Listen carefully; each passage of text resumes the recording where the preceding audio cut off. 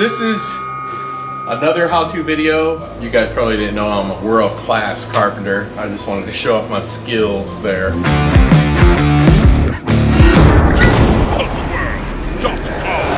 uploaded another one of our classic how-to videos.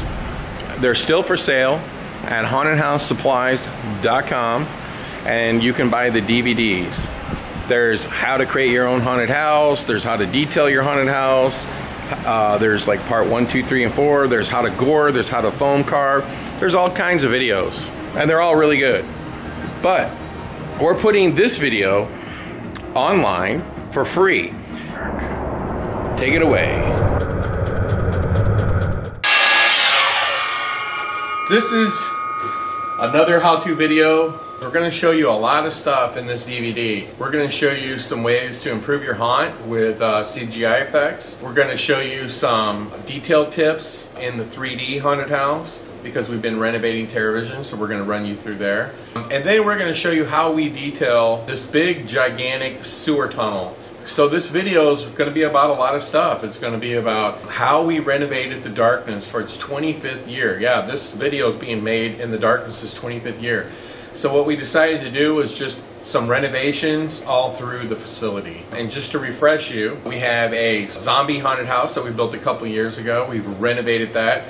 And if you get our video on how to build a haunted house from scratch, not only is it a zombie haunted house, but we've also turned it into a zombie laser tag, because that's another focus of this video. We're going to go through some steps and some cool things that you can do that will help you make more money. Another thing we're going to focus on in this video is a 3-minute escape room. We're going to show you how we did that, and you're going to see that. So this video is going to touch on how you can renovate something or add something that will make you more money while at the same time renovating the haunt. So we've also done some renovations to televisions. So we're covering a lot of different things. I want to remind everybody to get a subscription to Hauntworld magazine at hauntedhousemagazine.com.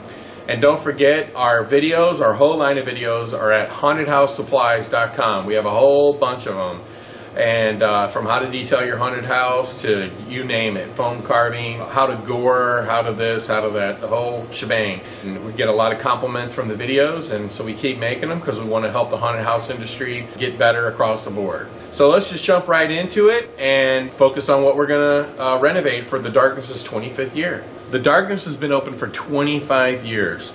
Transworld has been coming to the St. Louis market for the last 9 years. So we're renovating the Darkness for the 9th year. And pretty much the whole haunted house has been renovated from start to finish. Not to mention, over those 9 years, there is not one single thing in here older than those 9 years. So everything inside the Darkness is new within 9 years. We're going to build this new scene at the Darkness, and we're going to show you how we did it, and we're going to show you how we detail it. So let me give you a quick little tour. What we're planning on doing is a sewer. Now let me just tell you that whenever you're doing a renovation or you're building something new, one of the things that is really important to me is to do something you have never done before. So if we just build this sewer, which we've never built a sewer like this, you know, all around it and everything, but what have we never done before? So we want to do it this time. So one of the things we're going to try to do, we're going to put a pipe, a big one, that goes from this side to this side. In other words, when you come in here, you can't see to the end because you have to go under the pipe. So it's going to be down here, you're going to have to go under it, and then there's going to be another one right after it that you have to go under. We've never done it. I don't know what it's going to do to the traffic flow, but I'm actually thinking it's going to help break the groups up, and it's going to make it easier to scare them. We're also going to have to figure out ways to make this tunnel work for actors. So as you can see in here, we have an old actor scare box that we're building this next to. So obviously we're going to have to create something that's themed, while at the same time a way for the actor to get into the maze. So our plan, and this is crazy by the way, is if you look down at the floor, you'll happen to notice, okay, that this comes up around this way. So we're going to come up off this floor about 6 inches, and we're going to put water under the floor. And then we're going to run 3 pipes down the middle, and we're going to circulate that water and have it drip on people's heads because we just think that's going to be crazy. I think when you're building a tunnel, it's kind of important that you also have two-way mirrors. And if you look down there, you can see a dead-end tunnel. So we're going to go ahead and put mirrors in there, and we're going to show you how we did that as well. So that's getting framed out. But so like this is like what we're calling like a section of the tunnel. So you'll see how it's like much higher. So now you can see these animations right here are going to be up over the ground. There's going to be water dripping in a trough. And so this is just one of those sections where when you come down the tunnel, you can make different decisions. You can go in a section here, or over there. And that's going to be really cool. And I think it's really going to work. And it's going to take a lot of work to detail. But one of the things we've learned over these videos is that you can create all kinds of awesome detail out of wood. And instead of trying to, like, say, carve foam and then, you know, get those indentions or those different looks, I like to do now everything in wood because it's stronger, because it's the haunted house, you know, and people bang into it. So to do it out of wood and then theme it and detail it later is better. So what we're going to do is we're going to get a little bit farther along on this project right here, and then we're going to start detailing it. But one more thing I want to show you before we go. We're using bendable plywood to get the tunnel look, and then we're going to apply something we've never done before, but we're going to put more bendable plywood on the wall that's been routed on the edges, and then we're going to coat it in concrete and make it look like concrete blocks. It's going to be really wild. One of the things I want to get across to you is throughout the process of this video, I might be wearing several shirts, I might have several hairstyles, and in this video I have glasses on my head, and another segment I might be chewing gum because it's being made over several weeks. So here's a segment that I want to talk about that I think is really important. We've done so many videos, and some of them we showed you foam carving, and one of the things that I've learned to be very valuable for you is that speed actually is very important. So you can spend days upon days trying to make your own bricks. I think that's a pretty bad idea, because buying some brick veneers might cost more, but hey, they're real and they're right there, they're ready to go, they're easy. But what I want to show you in this segment is how you can just make brick and detail out of wood. Okay, it's faster, it's cheaper, it's easier. And at the end of the day, does it give you the same look? Yes. And you know what the other benefit is? Foam. Even if it's hard coated properly, you can still break the hard coat and get to the foam, which sucks. So if you can get the same look with wood, then guess what? It doesn't break. Okay? And so that's what we want to do right here in this segment, is show you how we're going to use wood to get the same look as if you used foam or, let's say, real bricks, which are really expensive. These tunnel rings, as you can see, they're just cut out of this really simple 1x6, trimmed off the edges a little bit, give it a little bit of a round look on both sides. We stapled them in, okay, we didn't screw them in, we just stapled them in, and we left big gaps. Why? Because you would tuck point them. Now, when we get to the point of spraying concrete on them, which we're going to get to very soon, you won't be able to tell the difference. And in some cases, when you trowel on some of it and make it heavier in other areas, it even looks better. It looks older, aged, whatever. Now, if you look just to the right of it, you'll see what you think looks like plywood, but no, it's not plywood. So if like we come over here, for example, you'll see this is a piece of plywood and all of the edges have been routed, okay, to give, you know, that angle, and you see it everywhere. So when I put concrete on this, these technically can be a bunch of giant concrete blocks, okay? And so we frame the whole room out in these concrete block look, and it's going to look fantastic. And then we've got our brick. We built the window seal. We actually just took one piece of 1x6 and just cut grooves in it and screwed it right up there. Let's look up. What else can you do with wood? Look at that grate up there. You know, you would kill somebody to find a grate that cool, made out of steel. But we made that out of 1x2. It was time consuming, but it looks great, doesn't it? that's meant to say, hey, we're trying to hold up the ceiling. You'll see another one on the opposite side. So you got to make sure you keep everything symmetrical and balanced. You see a window. If you look to that direction, you see another window. So this room is supposed to be like a point, like in the sewer, where you could go 2, 3, 4 different ways. Another thing is, if you look up there, you're going to see the whole room wrapped in essentially like a 1x4 drop down with a 1x10 wrapped all the way around the room. And that is to give you the look of, say, concrete beams. You know, that would have concrete and like rebar inside of it, reinforced concrete, that you would see in a sewer or a bunker or whatever. And so that's supposedly to give you the look. So one of the things I like to do with wood is we want to build as many layers as we possibly can. Multiple levels, nothing flat, nothing the same, and we build on it. So when you look at the corners, you say to yourself, you know what, it looks cool all the way up to the wall, but, you know, it needs a border. We put a manhole up there, and then we actually put an animation right on the top of it. And what you'll see right now is just some vacuum form, okay? And right now it doesn't look that good, but it's going to look good. Because we're going to take, and this is something you've got to learn about, and it's called bendable plywood. What we really need is bendable plywood to put an edge on it. Okay, something from here to up here to give it that manhole look. So that's exactly what we're going to do. Now the other thing I really hate is, you see how the bricks touch each other with vacuum form? It really needs like a piece of wood in the corners, okay? And then it really needs like a piece of wood trimmed out along the top.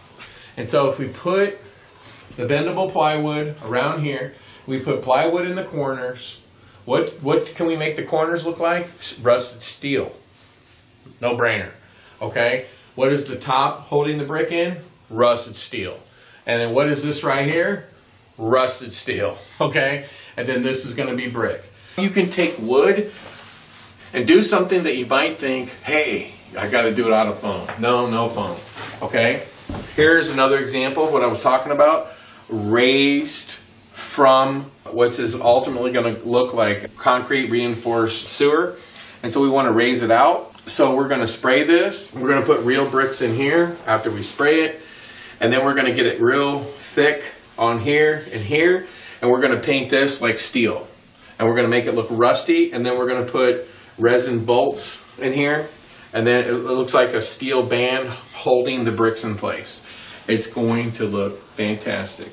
Here's the point. You don't need to make your own bricks. You don't need to carve bricks. If you want to do something and do it well, don't listen to the people who make the silly little videos on YouTube.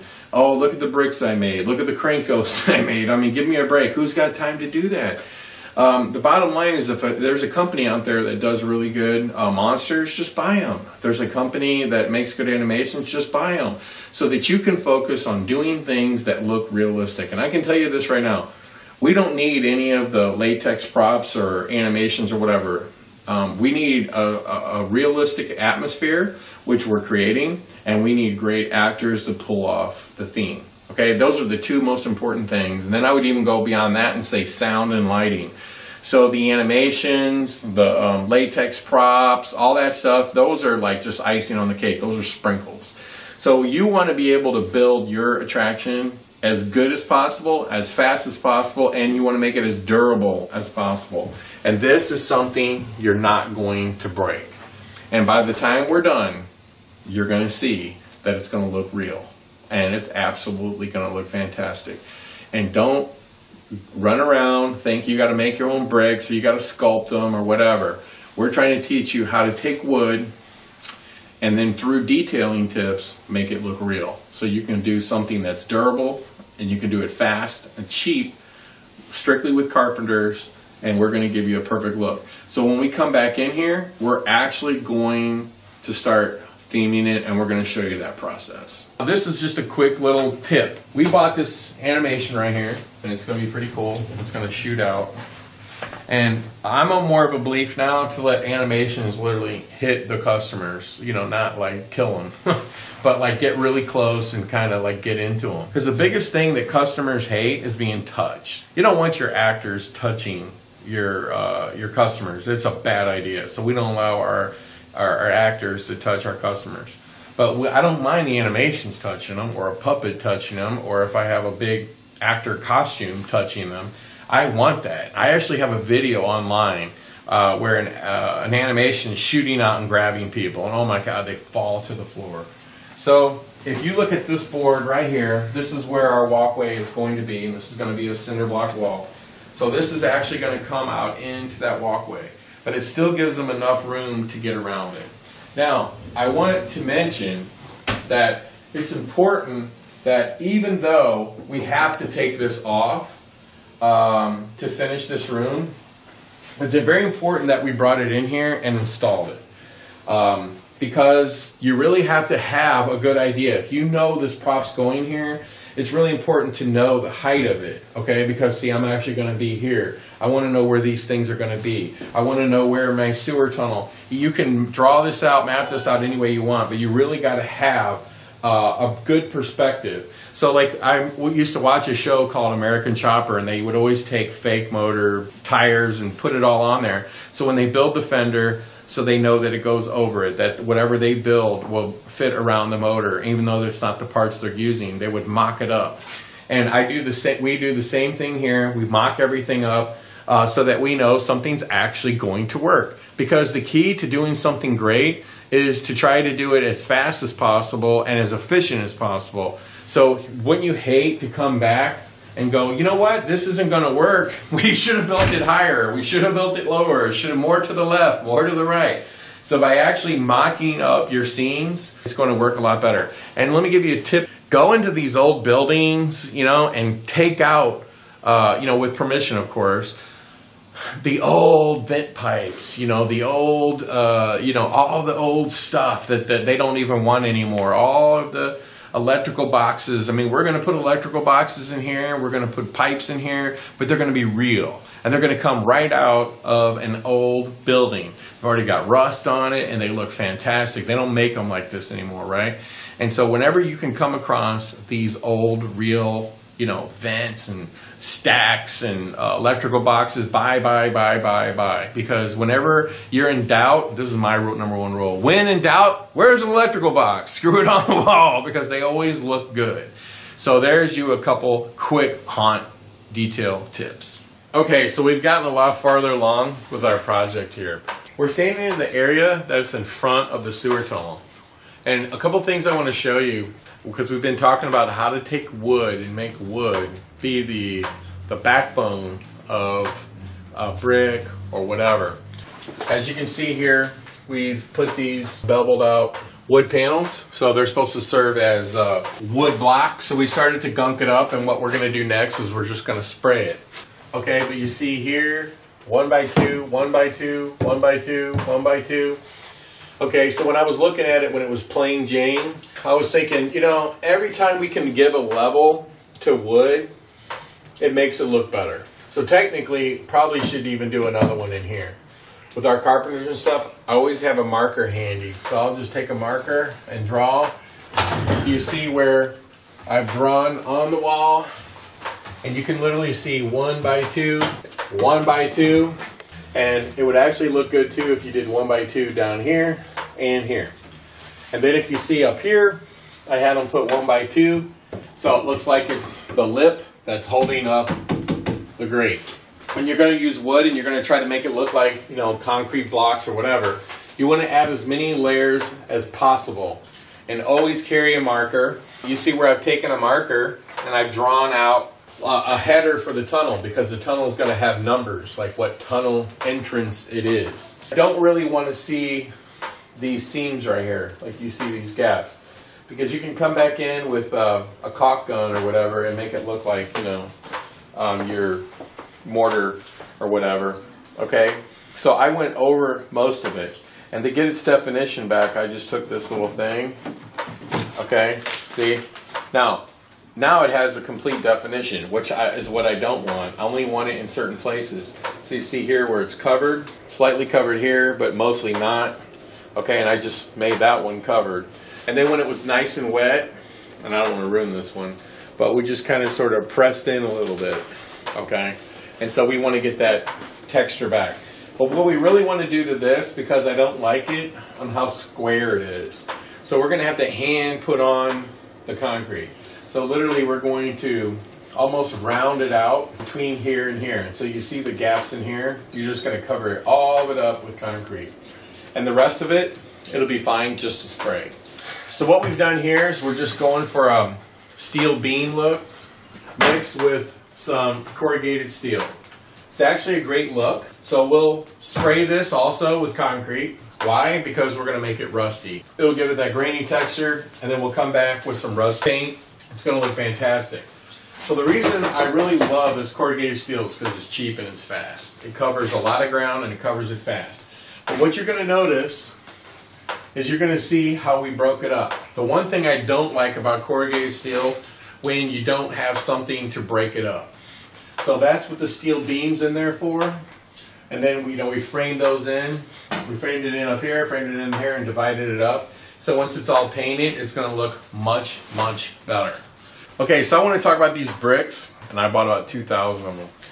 What can you do with them? We're going to do all kinds of stuff with them. So let's take a look down here. Okay, so you see we have our concrete look going on here, but I really don't like the way this looks at the bottom.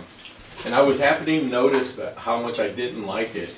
So I was thinking, let's, line this up with these bricks. So that's exactly what we're going to do. And one of the things too, when you see this much what's supposed to be concrete, it's going to really start to look overwhelming, like there's too much going on. So I really like to break things up, and I think that's going to be a great way to do it. We're going to be putting them here all the way up, and that's going to give this a nice brick look. And then we're going to take vacuum formed bricks, and we'll put a piece here, piece here, piece here, piece here, piece there, and then concrete it in. And then when you add these for cappers, it's going to look fantastic. Now let's look at a couple other places we can use these bricks. So I'm also a big believer in theming floors whenever possible. So we went with the steel grating because I think it really makes it look more like a sewer than walking on your wood floor. And of course we need to dirty it up and everything. And the reason why it's off the ground is because we're absolutely going to drip water on people's heads. It's going to be fantastic. But when I look at from here to here, this is like really bothering me. And so I don't want to spray it with concrete because it just wouldn't look right. So I started thinking to myself, you know what, it's a lot of work, but that's going to look really good on there. And so there's another place that you can use these bricks and make it look like there's a brick foundation holding this whole thing up. Here's another spot right here that's really bothering me. Too much of the same thing. And here's another spot that really could afford to have another like brick foundation holding this whole thing up. You can kind of see right there where our water is going to come in. So this is our trough. So we went ahead and built it out of cinder blocks. And then we veneered it with real brick. It's, stacked up here across the top. And when we take a look back at it, it looks pretty real. There is no replacement for real brick. And making bricks is a waste of time, okay? Because it takes too long to do. So I would prefer buying real bricks or buying veneered bricks or just doing what we've been trying to show you in this video.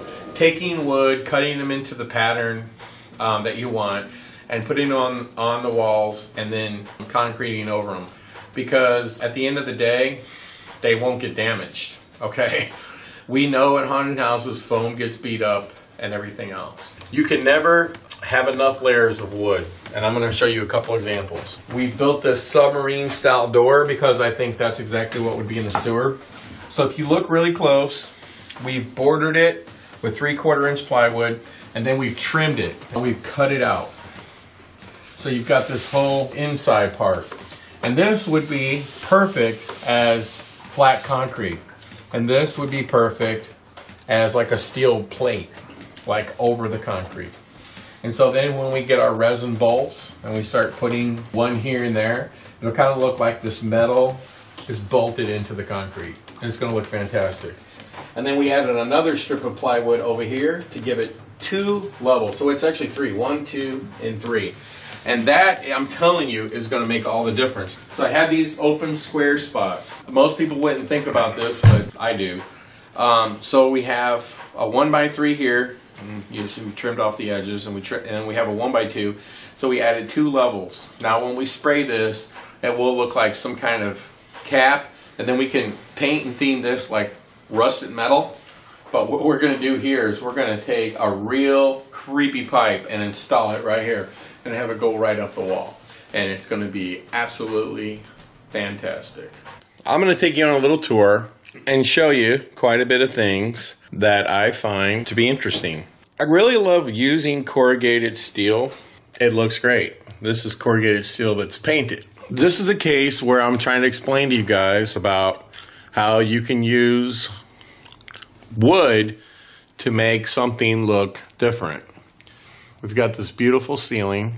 Now most people wouldn't have done that, but I did. And then if you look, you'll also notice that we put bolts in the corners. But the biggest thing is you'll notice how it looks like there's a steel beam going through the center, because nothing looks worse than too much of the same thing. So look at the room and look at how the corrugated steel is broken up. Now, if I really wanted to go crazy, which I should have because it would look better, you see the floor? See how it doesn't look that good? Should have built another one across the bottom. Now, by adding a concrete look, you get that old, dingy look. Now keep in mind, I'm putting a bright light on this. It doesn't look as good as it will in the dark. I would have rather put a bump out on the floor, but we didn't have time. So we put the fake bricks, the veneer bricks that I talked to you about. Now, look at these panels. Tell me that it doesn't look like big, giant blocks of concrete, and it's just made out of wood. No vacuum form needed, and it's also super, super strong and super, super durable. Here, we've created the decking top, of this, and we've mixed it in like we've showed you in the past with the vacuum form. And you see how you just take the vacuum form, you cut it in, and then you cover the edges. We've already covered this over and over again in the other videos. But what's different is we're actually using some real bricks to go with it. These are thin brick veneers, and they look fantastic. Now, here we've taken real wood, and we want to get the outline of stones that are wrapped around this tunnel entrance. And you see here how we've taken the brick veneer and we made like a steel band around it. I think that looks super cool, okay? But let's take another look. We took these fake resin bolts, made it look like it's bolted on. Now, my problem and why you see this really hideous red is because I thought that these bricks blended in too much with the rest of the room. You see how it's all gray.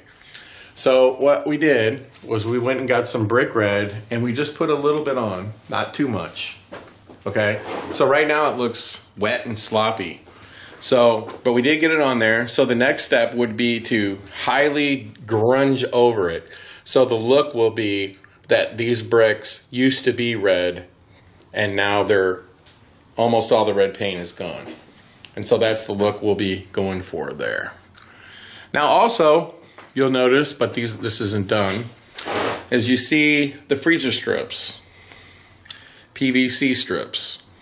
And we cut them out, and after we added them to one, we had to add them to them all. So everyone will have them. And I think they're great because it also helped block your view of the end of the tunnel, for example. And they're cutting away, so they're old and grungy.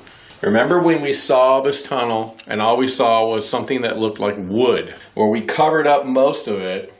So see, you can still see the lines in some places and others you can't. And that was a lot of hand synergying the walls. But look at the look. It looks fantastic. We took our real brick veneer and we veneered the walkway. And there will be an animation installed there.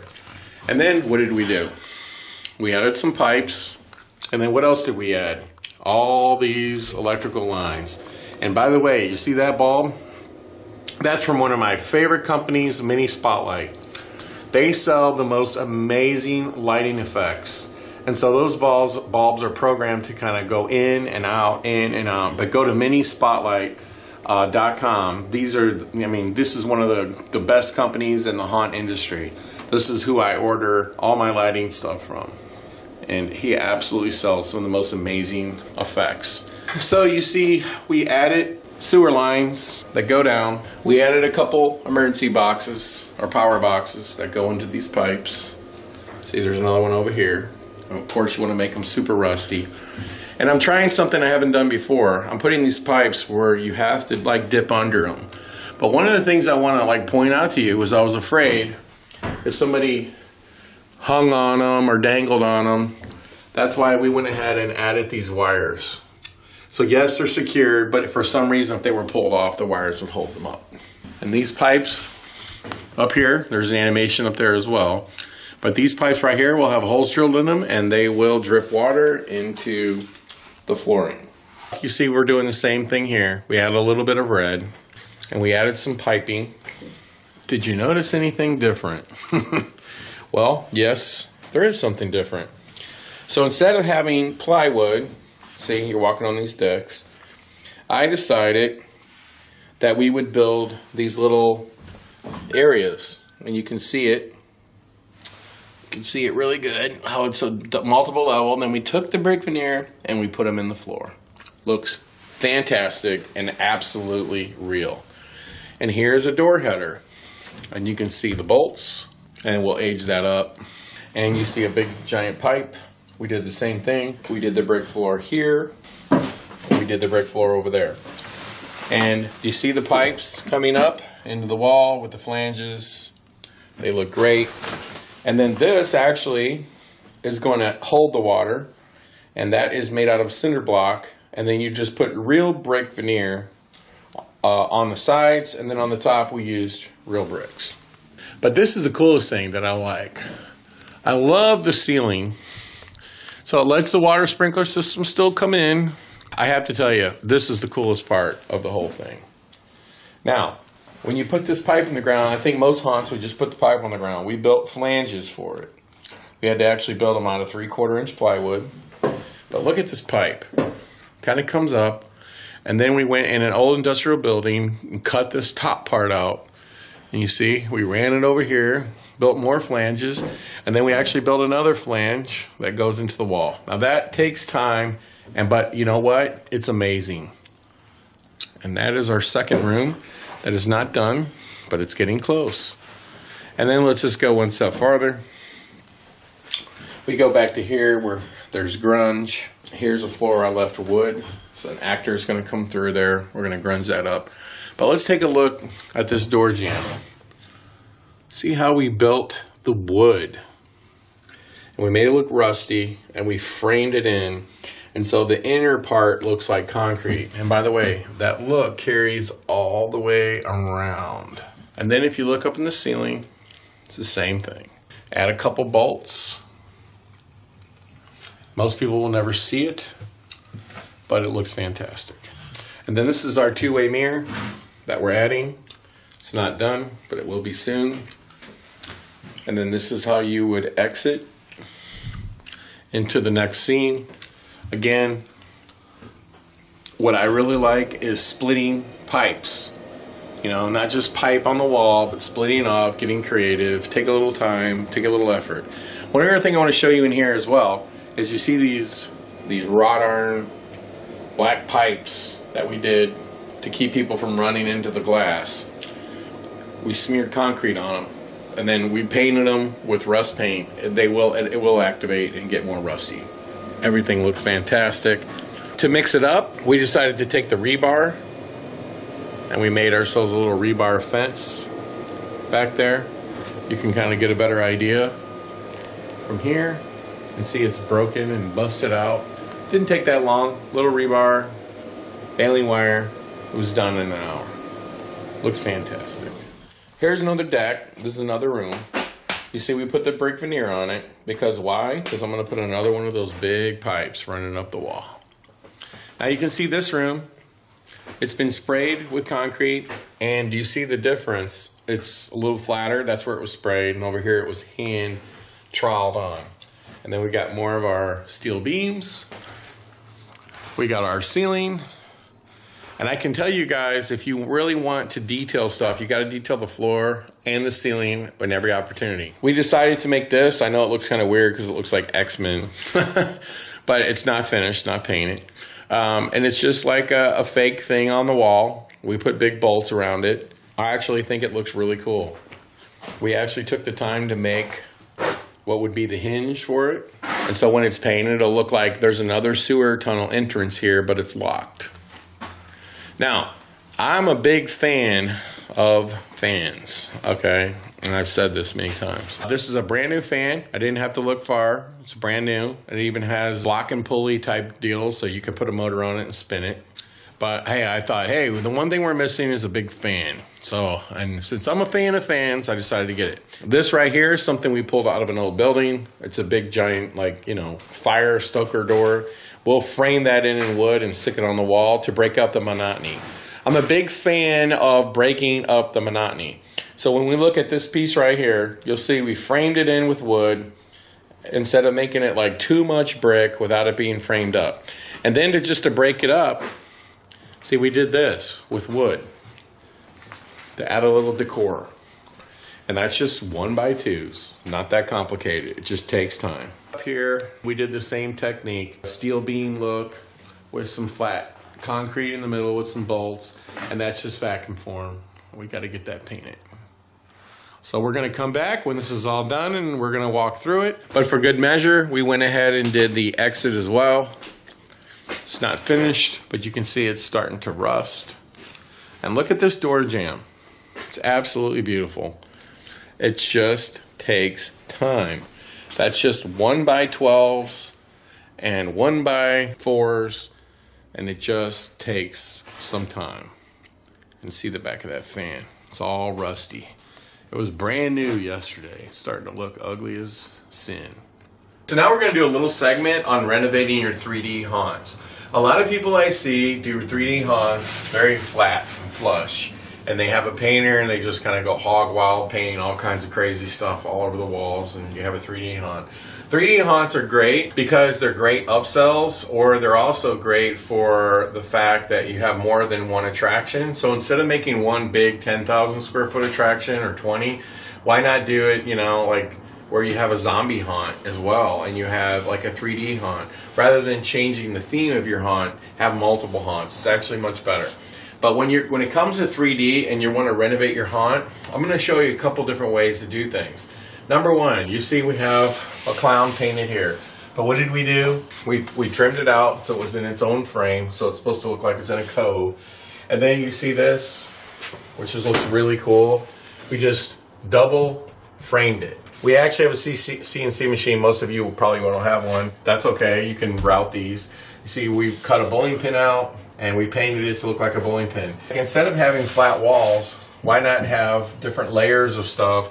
I like to take the approach of, hey, let's build a 3D haunted house like a real haunted house, or as much as possible. But you see, these are really nice illusions, and we have them any and all dead spots. Now, another thing I want to explain to you is, like, see how this wall goes up, and then we have like this transition from this to those. See how we put a border around? So we went ahead and put an illusion in. Illusions are great. We CNC'd out a clown, and you'll see again here where it's nice and flat, but it's still framed in. We built these clown coves, and we went a little farther where we did a frame around it, but we did another frame on the opposite side, so it looks like a swirl inside. So instead of having flat and maybe painting it, we actually cut it out of plywood or some type of wood, and it made it look incredible.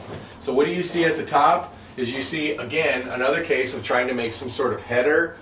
And again, they're double layered. So there's one in the back and there's one in the front to give it multiple levels of dimension.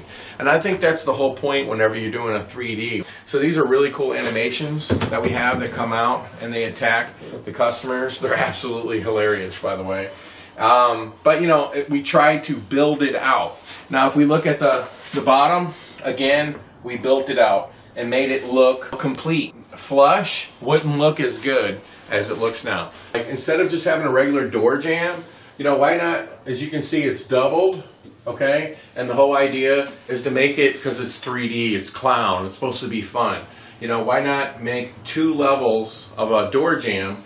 And by the way, when we put freezer curtains, we got orange. You can see this is really old here as well. It's beat up and whatever, but see, here's a backdrop, and then we took the balloons, and if you look up there, do you see how we took and cut out a few of the balloons?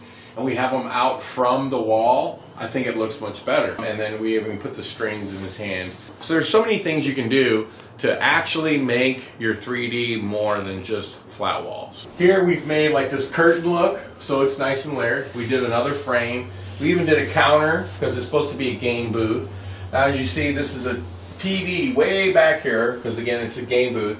Then we cut out all these little images. You got a snake, a bomb, you know, a Freddy, teddy bear, a fish. And then, of course, we make these little swirls, the balls. That's just like trying to take 3D to another level. And then in the black light, it looks fantastic. Here's another example where we've done the door jamb, the transition. And then we've even gone another step farther. We got this PVC strips. See, there's orange and blue. Looks really good in a 3D. Now let's show you one other thing that I think is pretty cool. Okay, so now we're going to show you something else that I'm really proud of. I really like it. So this is very similar to what we showed you before, but instead we paint the wall black. We cut out these real simple, just like 1x3s, 1x6s, whatever, and then we made these patterns on the wall. And then in between the patterns, we went ahead, you can see where it's painted, you can see where it's brought off the wall, up there again. And let's take a look at the floor. That's a big part of 3D, is trying to paint the floor. So where the whole object here is like illusions, objects, triangles. And then you see here we've gone to squares. We painted the center, but we could have very easily come over here and done this in wood as well. And I can tell you, when you see this in 3D, it just looks so much better.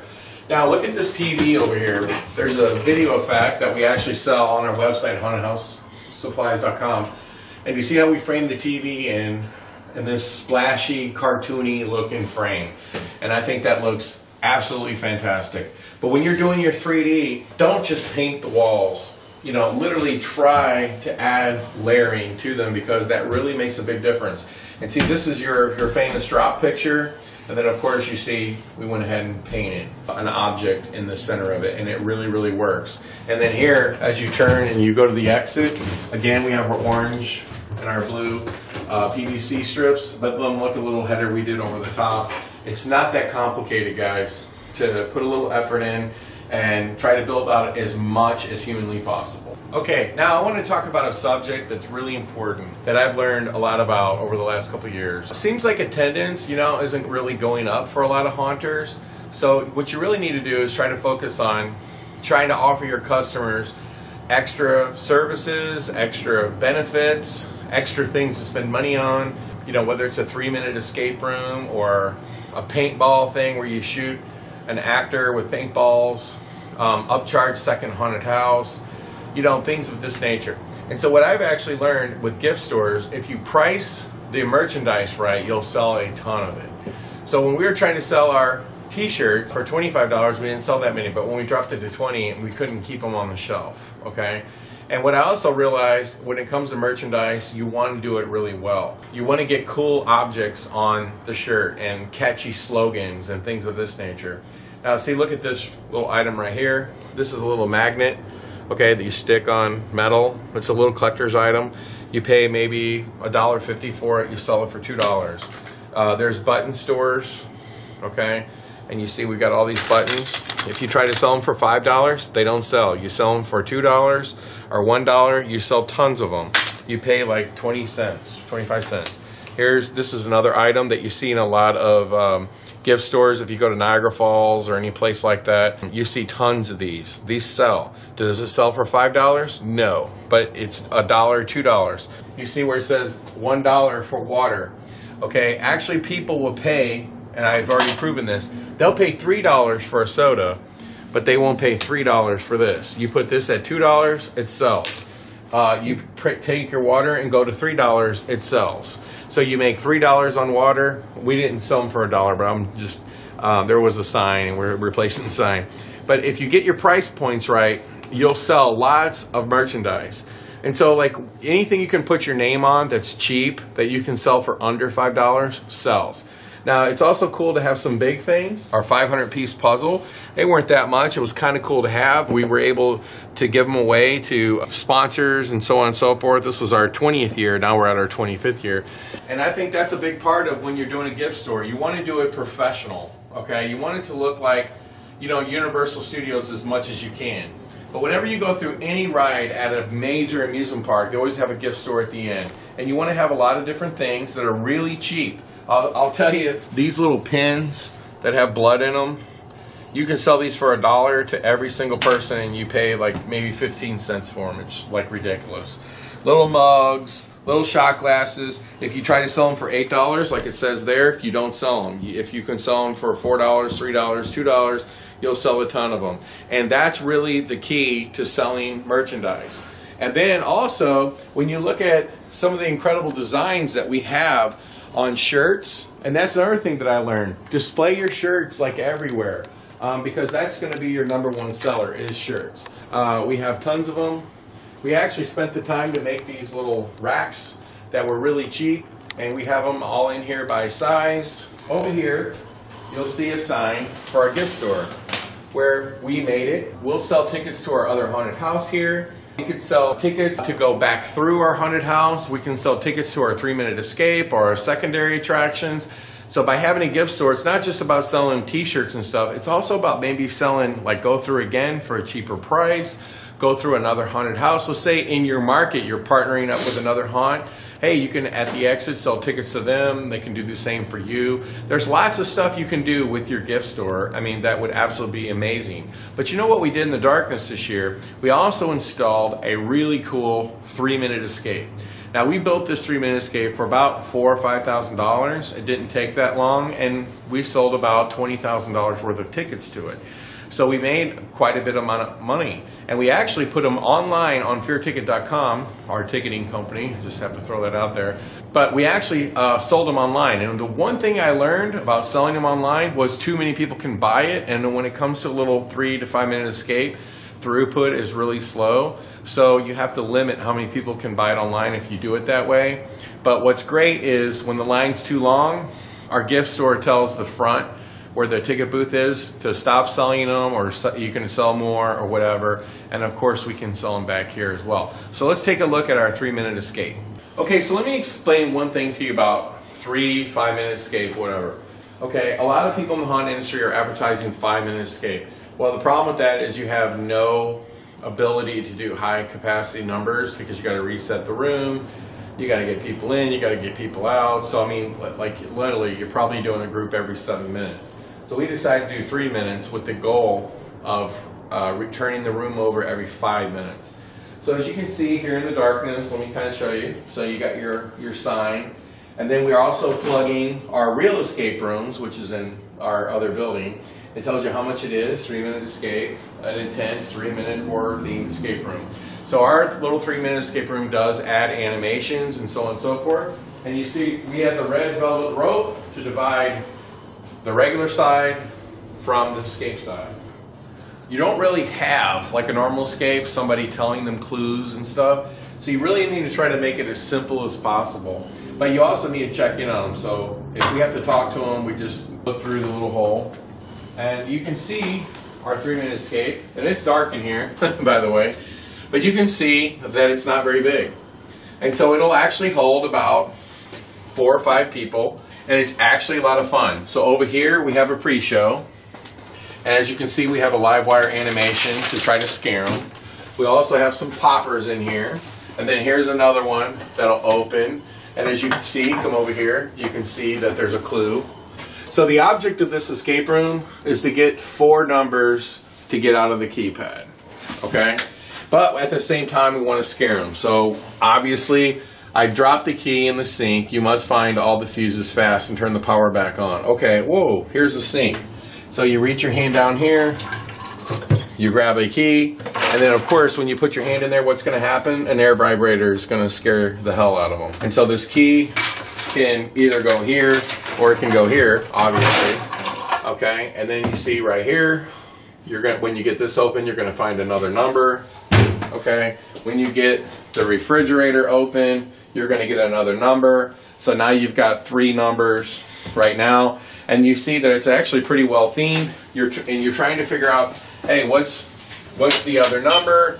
Okay, but you can't get the other number without grabbing these 2 power lines, getting the power back on, which that's when you get the 3rd number, and you get a scare out of it as well. And then of course the last number's on the dead guy, which is a 1. And then you come over into the keypad, you type in the 4 numbers, and you're ready to go. And here's a really cool thing that we do as well. As you can see, there's a TV. So this TV actually gives them the clues over the 3 minutes. The percentage of people who escape is not that high, actually. Surprising, since we literally lay out all the clues on stickers. But a couple things I would suggest, no matter what you do for a 3-minute escape, make it as simple as possible. And one of the things I did learn as well, because you want people to escape, you want them to have a good time. So I always try to give them the first clue right here. Okay, we tell our people, hey, look in the sink, look in the sink. You know, try to get them going in the right direction immediately. So we always tell them, hey, you know, look in the sink, you know, and of course that's a great scare. They get in their hand, they get scared, they get to the second, get the first lock off, they get their first number. When they do that, it kind of sort of directs them to the next clue. So I suggest you use a little bit of Photoshop as you get through the clues, help them get to the next one. Of course, everybody's happy if they escape. So try to make it as simple as possible. And I also suggest, because it's a haunted house, adding a couple things where loud sounds go off or something. So that's our 3-minute escape.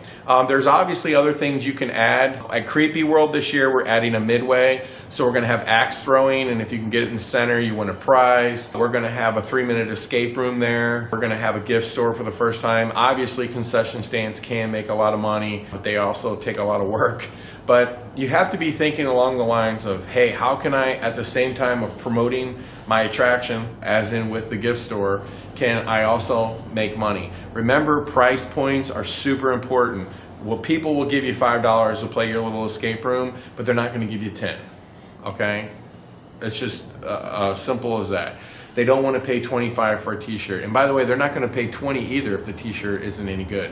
So make sure your t-shirts are cool. People love retro, just like me. If you look at my shoes, okay, I'm wearing like these old Vans. Okay, people love this stuff. So try to make your t-shirts fun and like exciting and, you know, fun. Okay, I think that's the biggest thing. And make sure the price point is dead on the money. Even like on the outside of our escape room, because this is a detailed video. I mean, you can see here again, we used corrugated steel. It was very easy. We framed it in. We put a high voltage sign on it, and it looks great. And it was cheap, and it made a little bit of money. Okay, there's many ways you can make money. Are you charging for parking? If you can, you should. People will pay $5. They go to a baseball game, they pay $20, they pay $30. People are used to it. You got to try to make as much money you can off your customers, while at the same time don't give them the impression that you're trying to take advantage of them. When we're talking about especially the haunted house industry and trying to do things that could make more money, we talked about 3-minute escape room. But most haunters really do have ability, such as theming, detailing, and so on and so forth. So I wanted to show you one of the escape rooms that we have here that we recently renovated. And we're going to show you a couple things that we've done to our mummy escape room that literally anybody could do. But I will suggest, as a haunter and you're trying to leave your full-time year-round job, you really should be looking at escape rooms, because they really are up your alley. Let me just say, your knack might not be able to be creating these charts and flow charts and puzzles and whatever. I can tell you it's actually not that hard. If you visit a lot of escape rooms, you'll pick up a lot of ideas. But there's plenty of companies out there that you can pay $1,000, $2,000 to, and then they'll write a whole room for you. And then what you could do is you could fill in the blanks with some cool stuff that you can do, such as animation, CGI effects, and whatnot. But I want to tell you some of the key things to making an escape room great. Okay. So the first thing we're going to talk about, and by the way, we have the overhead lights on, okay? So we have the natural lighting for the escape room, but we also have the overhead lights on, you know, for the video. We got a really cool prop. It's a pyramid. We've taken a CNC machine, actually. You know, it's blinking, changing colors, and it's actually a clue. And you have to put your hands over in a certain order to get it to drop. It actually drops, and then inside would be a clue. Most escape rooms would just have a box, but you can easily, I said, why do a box? Let's build a pyramid and put lights in it. This is right up a haunter's alley, to be honest with you. And if you're already in the escape room business, this was done very easily with a CNC machine and some wood. This is a cinder block. Well, it's actually wood, built to look like a cinder block. And that's why it has the rope and pulley, because there's some archaeologists in here and they're trying to do work, and that's what the light's for. When I first did this escape room, I actually had a table in here, and I said, man, that's really lame, right? Like a desk. So I said, why not the little cinder block? This is all part of detail and being creative. And I thought, hey, you know, what a great light source, and it's also a table. So if you're using your boogie board to write down notes and things of that nature, wouldn't it be great to actually see what I was doing right here? One of the things we see a lot in escape rooms is like canagrams, and then you reach inside and you get something like, in this case, a fuse, which they put in, and then it fires up the laser beams. So then the lasers bounce around the room, and you got to aim it at that pharaoh head over there, and then that opens the door. And you can see that we've gone a step farther. We CNC'd out these patterns, and if you don't have a CNC machine, you can get somebody that has one. You can look on all kinds of websites, like Meetup, for example. They'll have a whole entire groups devoted to CNC. Find yourself a guy who can do CNC work, so why not go the extra mile? Every single thing about this tanagram is themed, and it looks very similar to the mummy. And what it does is it gives you something, a cut above, so to speak, your competition. This is an object finder, so I literally got the objects right off of Amazon.com. They have RIDF, you know, and then you put them in the right order, and then it'll drop this panel here, and then inside will be a mummy. You get the amulet, you put it in a slot, and it does something. Let's talk about detail here. Well, for starters, we see the really incredible LED work here, but you see this really neat cobra. I mean, it was really cheap, adds a lot of great detail. There's some kind of pharaoh goddess type thing, really simple. Another thing I just bought online was these like snakes, vipers, and you just screw them right on the wall, and it really, really works. I want to take you into another room and show you something else that you could really do for your escape room. So when you're making an escape room, there's a couple things that I would suggest you get. So you see right here, this is all done with a CNC. You want to really make good escape rooms, you really need a CNC. This little coin right here, we made with a 3D printer. Didn't take, but you know, a couple hours to make the coin. You put an RDF in it, you put it in there, okay, and whammo, the door opens. Having a 3D printer, having a CNC machine are very, very important to making great escape rooms. Now, look over here. Here's another case where we just took this really cool lantern, and they sell these new lights now that look like flames. Now, don't that look beautiful? I mean, it absolutely looks stunning if you ask me. We built this beautiful, beautiful beveled roof, but we added this really cool CGI effect that's actually a puzzle, and it's actually really cool. That's the point when you're doing escape rooms. You want to think outside the box, you want to think more detail. It's not that hard to buy a puzzle stream from a really cool escape room person, but what's really set you apart from everybody else is how well you can detail the rooms. So obviously when you put the amulet in here, bam, you get out the door. But here's some nice plywood. It's just literally cut down a little bit, and it's supposed to look like, you know, big blocks. And then as you can see, we made a border around the top. It looks beautiful. And, you know, I'm also a big believer in the ceiling and the roof. And as you can see on the floor, we have real sand. And on the roof, obviously we can't block the water sprinkler system. So what we did simply was put 1x12s up in the roof and put gaps in it. Now the last thing I want to show you about escape rooms, you make these little clue books. And if you get yourself a good graphic artist, we use Brainstorm Studios, very professional. like all the little diary notes, and if we flip through it, you'll see. And I learned that it was really important to keep everything laminated. Let's see, then you get into clues. So basically everything they need to kind of sort of solve the puzzle. This is an Egyptian code. They have to decipher it. So what they need to decipher it is here in the back of the book. I really do suggest that you really get a good graphic artist, because even the clues that they get when they're in the room, or a clue book or whatever, you know, keep everything themed, keep everything simple. It's not that hard to build escape rooms, and they're great revenue generators. I actually happen to have one in my haunted house, and I have a great marketing group because of all the haunted house emails, the Facebook, everything that you know about marketing. So you just turn that onto your escape room. And one other tip I'll give you about escape rooms: open your escape rooms, if you do open them in October, like when your haunted house is open, and then try to like ride the wave all the way, you know, through the winter, Christmas, you know, Thanksgiving, and all of that. Okay, so that's it for escape rooms. So now we're going to move on to another very important thing about generating extra revenue at your haunted attraction. So we've been talking about extra ways for you to make money with your haunted house. We bought these this laser tag system, and we've been running zombie laser tag through our haunted house. It's a special promotion that we do on certain days. It's a great little marketing tool. It didn't cost that much, you know, for the system. You have to have the bandoliers, the guns, you got to have the clips, CO2. Now, you could buy 10 guns. That's going to run you about 10 grand. But let's just say you invest $50,000 and run it as a special event for your haunted house. The other thing you could do is you can contact Bobby at Zombie Apocalypse. I'm sure he'd be happy to bring a zombie laser tag event to your attraction. I've done it both ways. I worked with him, and I got, you know, $20,000 plus check for just leasing my facility and letting my actors work for them for a weekend. Or you can get your own system. If your haunted house is set up year-round, now there's a lot of haunts doing this. They're taking their haunt and they're using it year-round for laser tag. You definitely need your own equipment if you're going to do that. We talked about escape rooms.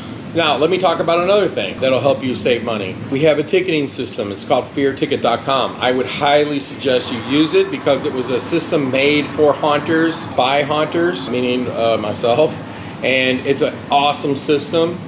We have 24-hour tech support during the Halloween season. It's app-based, so like when you have a long line at your haunted house, you could literally have 5, 6, 7, 8 people that have the scanning app downloaded. So if there was ever a problem, you just walk in, you step in, and you start helping. I do it all the time. I have it on my kids' phones, whatever. It has a beautiful back end where you can log in and see all the stats. You can get all the reports. You can see graphs and everything in the back end.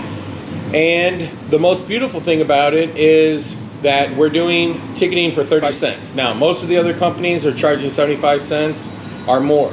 The worst company is the one that says that, hey, we'll give you some of your money for chargebacks on top of the fact that we don't charge you anything, we just charge a customer. That is a mistake. With my haunted house, with all the ticketing I sold online, I made over $100,000 in service fees. That means the customer paid $2 service fee to get the online tickets. So after all was said and done, I made $100,000. The bottom line is you definitely want to get the ticketing as cheap as possible. We also work with a company that also provides credit card service, which you can save some money there. I switched, I saved $10,000. But by using Fear Ticket, you can literally save tens of thousands of dollars, which can buy more monsters.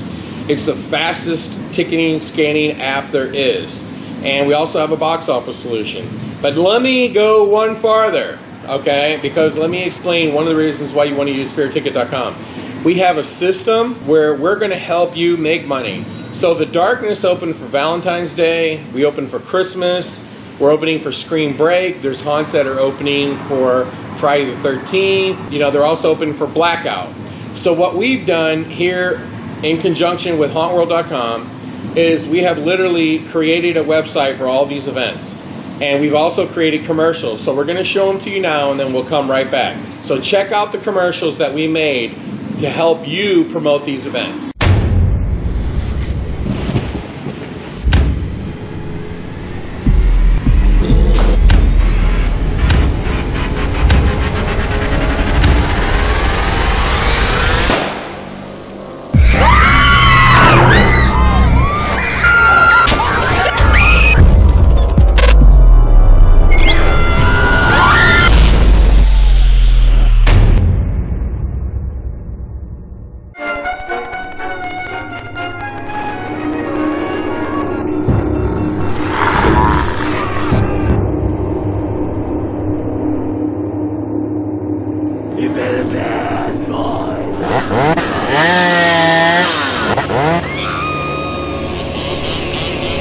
I got a dolly for you!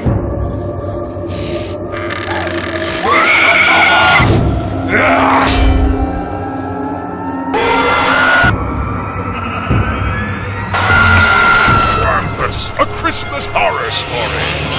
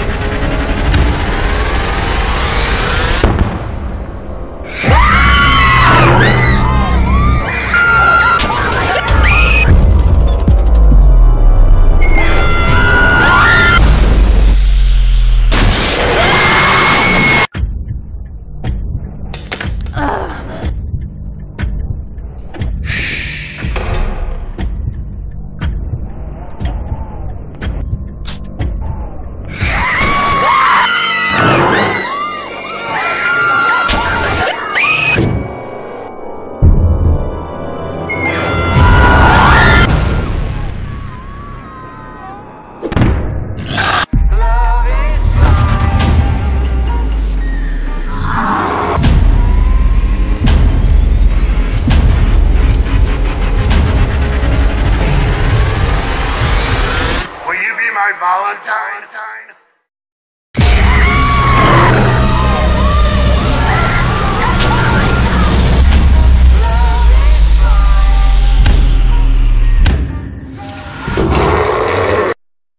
Weren't those cool?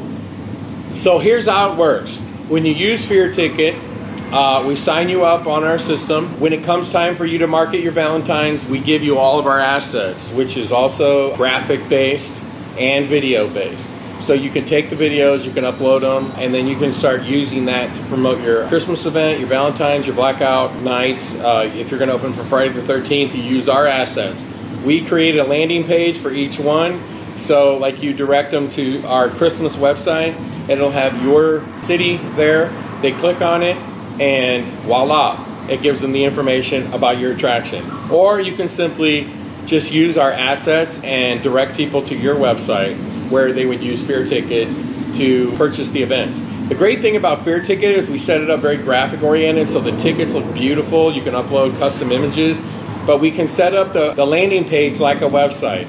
So instead of updating scarefest.com, I went ahead and sent everybody to my Fear Ticketing page, which had all my events in order. So in other words, before we ever did Blackout, it said Blackout first, then Christmas, then Valentine's, then Screen Break, and so on and so forth. So all the events were listed in order. So they could purchase all of them, one of them, whatever. And then the customer, essentially, when that event was over, we would remove that particular one. So I would suggest you go to fearticket.com and sign up for ticketing. We're not making anybody sign contracts or anything like that. So, hey, you're going to love the service. You're going to save a lot of money, and we'd love to have you. And don't forget, these events help you make more money. So we did very little advertising for our Valentine's event, and we did almost 1,000 people, and we did a one-night only event. I like it better as one night opposed to two. But, hey, you charge $30. We had a special ticket. It was everything. And one of the big things that I would strongly suggest is when you're doing these events, this is what we did. So on Valentine's Day, we had a special photo op that we made. And it was 10 feet tall, and that's the big thing about photo ops. You want to get the logo way up in the air because people are 6.5 feet tall, some of them. You don't want to cover over the logo. So no one could go in the building without getting a photo op. We took a photo of every group, and we uploaded it on our Facebook, and it was a huge coup because everybody wanted to get their photo. We also had our Valentine's Day event the Saturday after Valentine's, and I went to Walmart and bought all of their small box candy. And so every woman that came to the darkness got candy. When it was Christmas, again, everybody got photo ops, and we gave candy canes and things like that to every single person who came. All we did really to decorate the attraction was we bought some Christmas trees, some decorations, decorated kind of the mansion-esque type scenes. All the actors were wearing Christmas type costumes. I bought them all off Amazon.com. It was so easy. And I can tell you right now, unequivocally, that our customers loved the Valentine's and the Christmas Day event. I thought it was fun because it was a one-night thing in December, and I like how there was a mix between Halloween and Christmas. I feel like it was really different than like a lot of other haunted classes. It kind of like brought a unique feel to the like haunted industry. And so if you use fearticket.com, you can use our assets to help promote your event. So remember, 5-minute escapes, 3-minute escapes. I do strongly suggest 3 because you want to be able to reset every 5 minutes. They'll give you more chance to run more customers. Try to build escape rooms at your haunt or location with escape rooms. So hey, don't be afraid to go find a better location and open them. Use your team, use your skills to build them. Zombie laser tag or upcharged haunted houses like we have right here. So this Silo X haunted house, on one day it's a zombie haunted house, and we market the fact that the zombies are hunting you, right? And then on the days where we do zombie laser tag, you're hunting the zombies. And it worked out great as an upcharge attraction. So be thinking all the ways that you can upcharge or get more money per customer, whether it's charging for parking or selling VIP tickets, or find ways to sell things like we showed you in our gift store, and you're going to be very, very successful. This is very important for you to be successful. So there's our segment on trying to help you make more money. And make sure you stay tuned to hauntworld.com. Check our blog because we're always updating it. And definitely go to the Fright Forum because that's the only place that I respond and communicate with people and offer advice. And I like to hear other people's opinions as well. And that's on hauntworld.com. The next segment is we're going to explain to you how you can use CGI effects in your haunted house to create some realism. And so we're going to take a look at that right now in a haunted house we built here at the Darkness a couple of years ago called Silo X.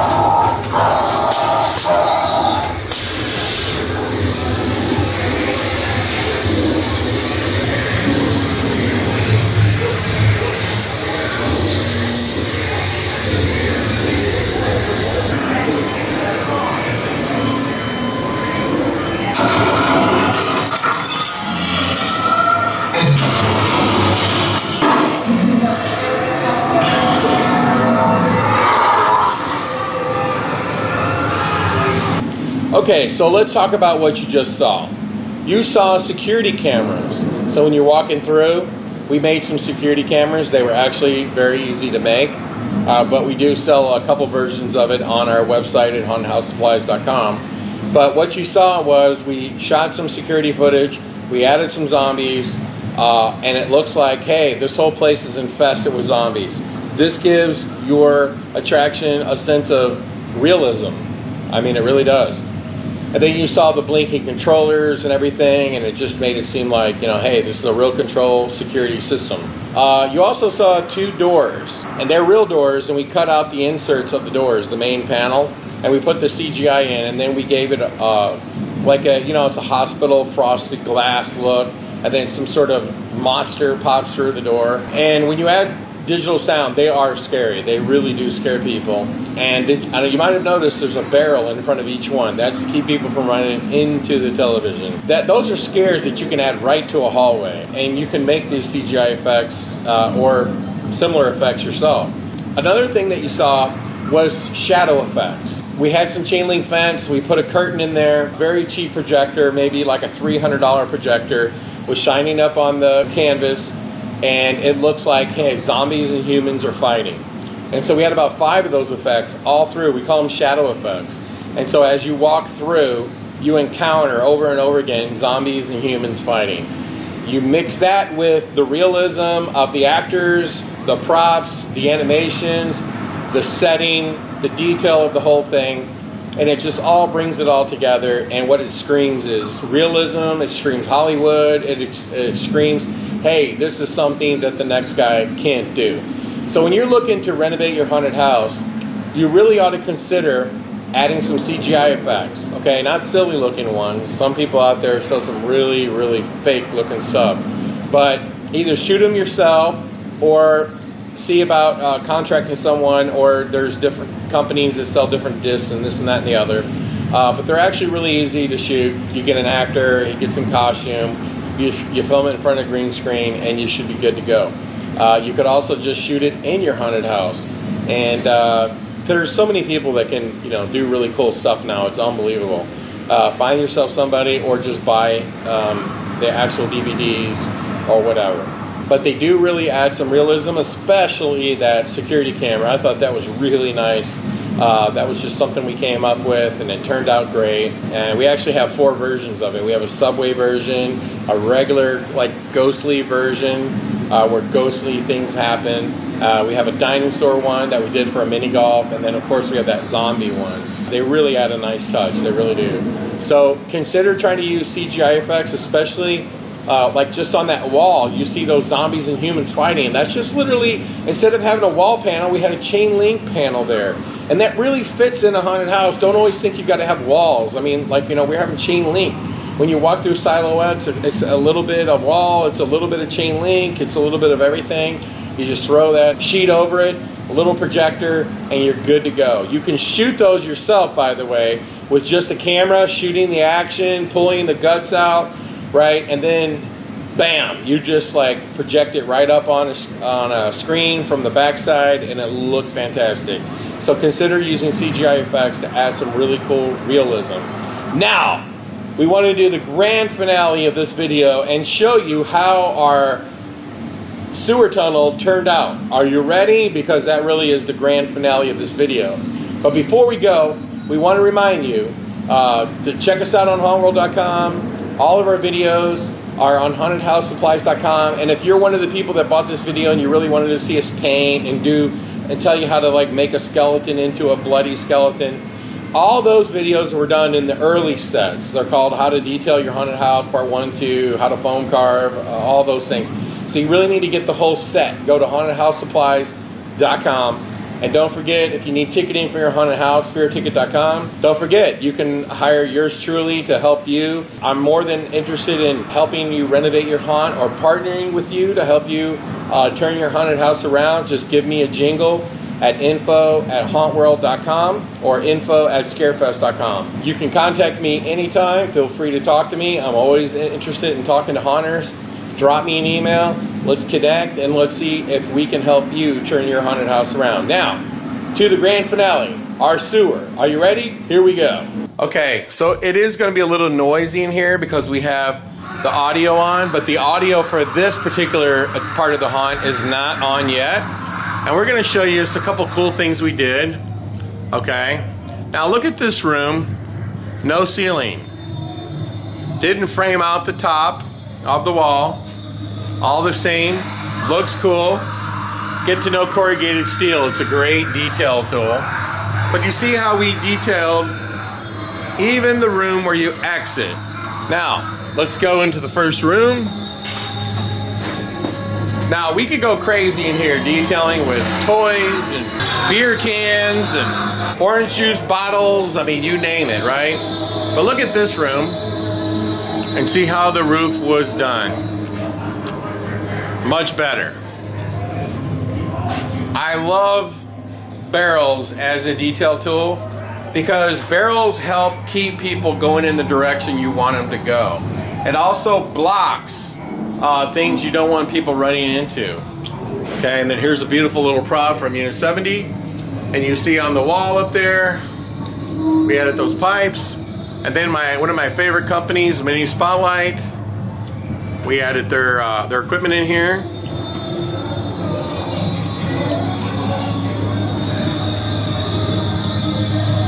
This is a really cool animation that we added. He jumps out at you. But look at the detail. I'm telling you, corrugated steel, wood, that's what this haunted house was built out of. Corrugated steel, real bricks, wood, veneer bricks, as you can see right there. And then we took wood, and that's wood bricks, believe it or not. A nice little sign up there. And then we also have vacuum form bricks. And then when you see, we put a nice little border on that sucker right there. Now another thing that I really like that we did on the detail side was everywhere you can enter the tunnel, we put clear PVC freezer strips, and we did every single one exactly the same. Now look at the buildup that we did on the tunnel. You kind of see what it looked like in the beginning, you see it now, and this is something we've never tried before, so we'll have to see how it ends up, but the whole idea is that you go under it. And of course there's animation.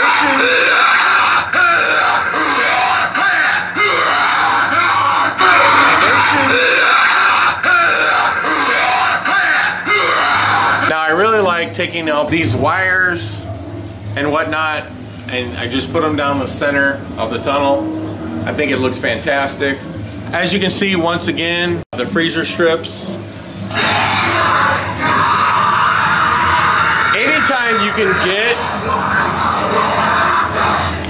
circuit boxes, and then as you can see, we run the wires into them. And look how realistic these pipes look. And you know, theming door jambs is very important. Look how detailed that is. I really like the idea here too of how we utilize the real brick wall in the background. That is a security hallway, so our employees can walk behind it. And then you got this cool animation that's going to pop off. And as you can see, we made a cinder block. We veneered it with brick and topped it off with real brick with running water, and it works perfectly. Nice little pond liner. And this is my favorite thing. This beautiful pipe. Pulled it out of a real old building. But you know, the detail didn't stop there. You see, we put flanges on it that we built, plus real bricks on the ground, and we built it up with that wood frame around the bottom. Looks absolutely beautiful. Once again, a nice, disgusting, clear. And then we have our forced perspective mirror. I'll pull my light out of the way so you can kind of see it. And you throw lots and lots of trash in there. And then I get these little figures from Unit 70. They're great. I once again asked him, and if you can really take a look in there, you'll see a normal face in the front and a scary one in the back. That's because they're double-sided. So it makes it look like there's a different kid behind them, which is very important. And you know, people screw up, and we screw up too. Hard to believe, I know, it's really hard to believe. But look at this, we bought the glass too short. So that's an easy fix. I want you to take a look in there because the other one was built too short as well.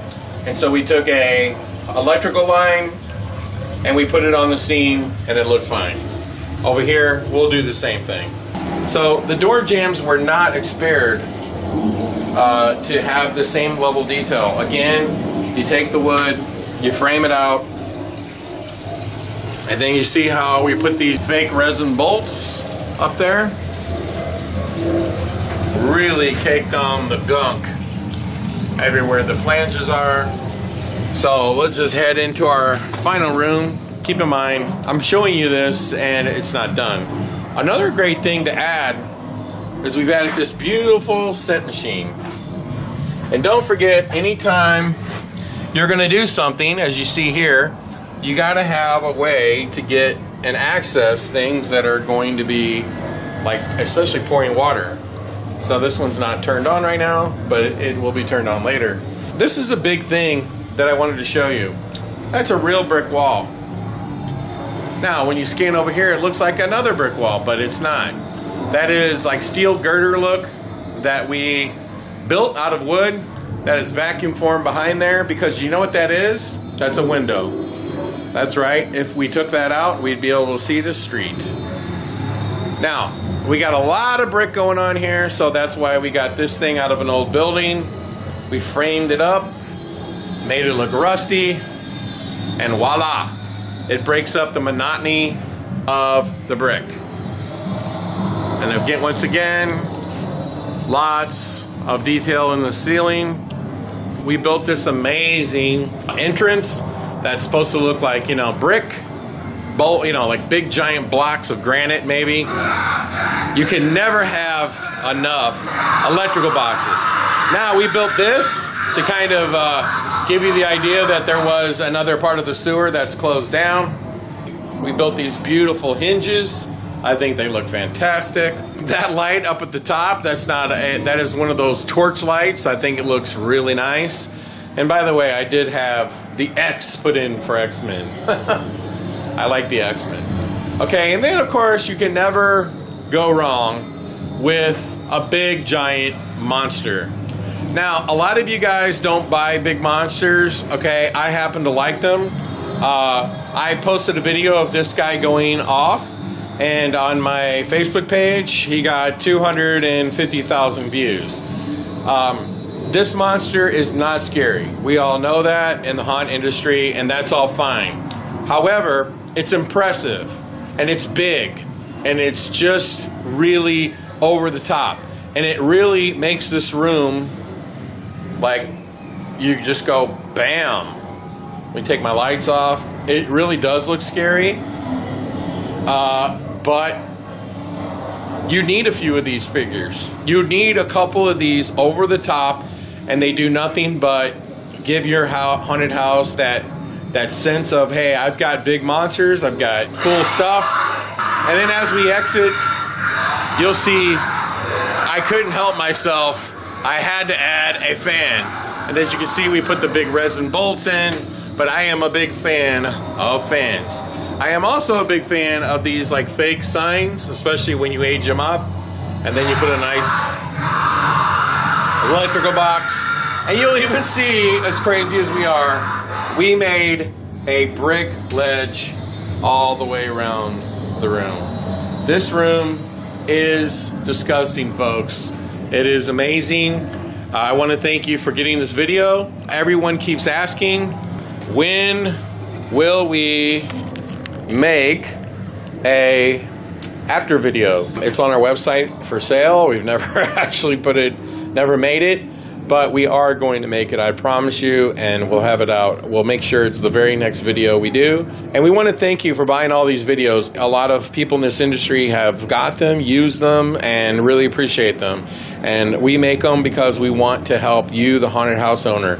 But let me give you a piece of advice. It's very important that not only do you build a great haunted house and you have a great staff, but you've got to have good marketing, and you got to have good content. And when you make scenes that look this beautiful, stage videos, make great videos, get great costumes and get great characters, and really take the time to film good content to promote your haunted house. I mean, it's absolutely critical, especially with the kind of competition that's rolling around the nation right now. Do yourself a favor and pull out all the stops. So don't forget, we still have Hauntworld the magazine at hauntedhousemagazine.com, and we look forward to seeing you again really soon. So, hey, I don't hang out on things like the Haunters Hangout, and I don't hang out on little Facebook blog things and groups. I don't have any time for that. But we appreciate all of you the same. We thank you for sharing our photos and videos. and without you, we don't make these videos. And I really do get a kick out of making things and having people appreciate them. And it really does mean a lot to me when you do something you love and people get inspired by it. So build something to inspire someone and make them scream. Thanks a lot, and we'll see you the next time we do a haunt video. Hold on, quick. Hey, tell me when you hit press play. This is another how-to video. This old house, or I should say this old haunt. You guys probably didn't know I'm a world-class carpenter. I just wanted to show off my skills there. Make sure you like and subscribe and ring the bell, ding, ding, ding, ding, so you can get notifications, because we're uploading all kinds of new content, not content from 15 years ago, but content that is relevant today. And you know, these videos that I'm uploading, a lot of them are still very relevant. I've had a lot of comments about that. So leave a comment, let us know what you thought of this video. Tell us what you think is different today. So thanks for watching, and until next time, pleasant screams. For scary videos and more, subscribe to our YouTube page, Hauntworld.com.